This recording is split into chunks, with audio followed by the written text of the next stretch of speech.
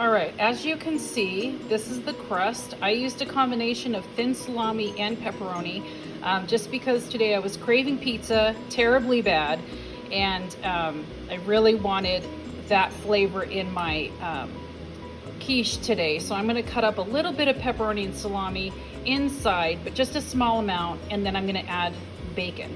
But on this crust, I'm also gonna add a thin layer of cheese. And the reason I'm gonna do that is hopefully to make it a little bit crunchier and more stable. So hang on while I do that. Okay, so I added a thin layer of Gouda sliced cheese, just real thin. I normally don't buy sliced cheese.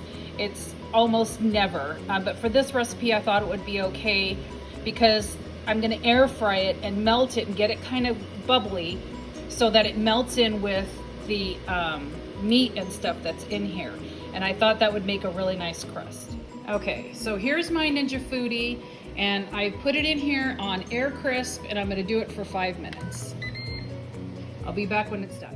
All right, so here's the mixture. The crust is ready. So I have 4 eggs, and I have 1/4 of a cup of Greek whole fat yogurt. Plain, nothing in it except the yogurt.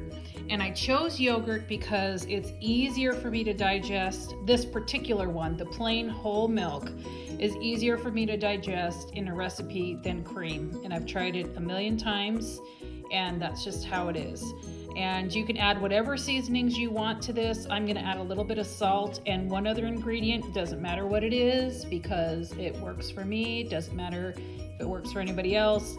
Put what you want in this recipe, okay? I'm gonna whisk this, and then I'm gonna add some off the block hard Parmesan cheese. Okay, one thing I forgot to mention is that I did add 1/4 of a cup of butter with the whole milk. And then I added the meat, so I put the salami and the pepperoni in there, and 1/4 of a cup of freshly grated Parmesan cheese. I try not to use shredded cheese ever. I also try not to use sliced cheese ever, but you know, sometimes it is what it is. But this is freshly grated Parmesan cheese. I'm gonna whisk this all together, and then I will put it in the bowl. Okay, so I am cooking this for 30 minutes at 375 on bake setting, but it is not going to take 30 minutes. Look at how amazing that sucker looks. Oh yeah. Mouth is watering. There's my pooch for your viewing pleasure.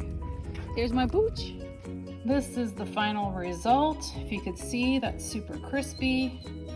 And this is after about 30 minutes. I walked Rocco and came back, so it's about 30 minutes. So it deflated slightly, but still looks amazing. Thank you, bye. This is half of it.